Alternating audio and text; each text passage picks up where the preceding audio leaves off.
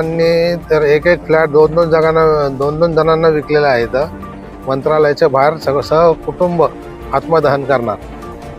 आज तुम्ही या बिल्डिंग मध्ये फ्लॅट घेतलं होतं, तुमच्या बरोबर जी फसवणूक झाली कशी झाली आणि हे पूर्ण घडामोड त्यांनी कशी केली ते पूर्ण तर विस्तार मध्ये सांगा थोडं. 2021 मध्ये प्रकाश जैन आणि मनीष जैन आमचे चिंचवड स्टेशनचे बिल्डर आहेत, मानस डेव्हलपर म्हणून. त्यांच्याकडे आम्ही इन्व्हेस्टमेंटसाठी आम्हाला फ्लॅट घेण्यासाठी तिकडे गेलो होतो.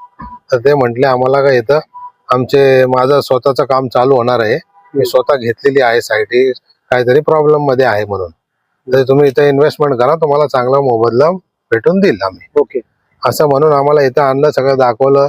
ते म्हटले आम्ही जे स्टील वगैरे टाकलंय, काम चालू करणार आहे.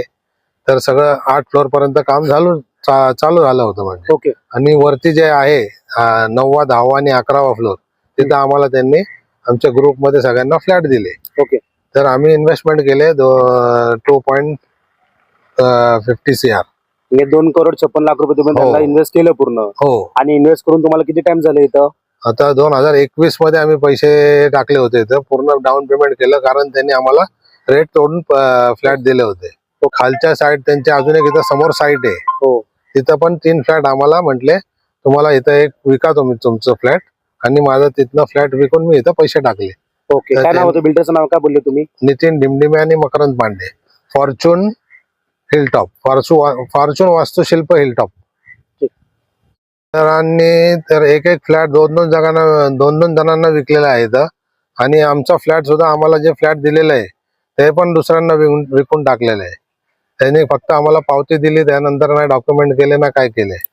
तर जर आमचा हक्काचं घर किंवा आमचे पैसे नाही मिळणार तर आम्ही मंत्रालयाच्या बाहेर सगळं सहकुटुंब सगळे म्हणजे जेवढे आहेत फ्लॅट धारक इथं सगळे तिकडे जाऊन आत्मदहन करणार मंत्रालयाच्या बाहेर.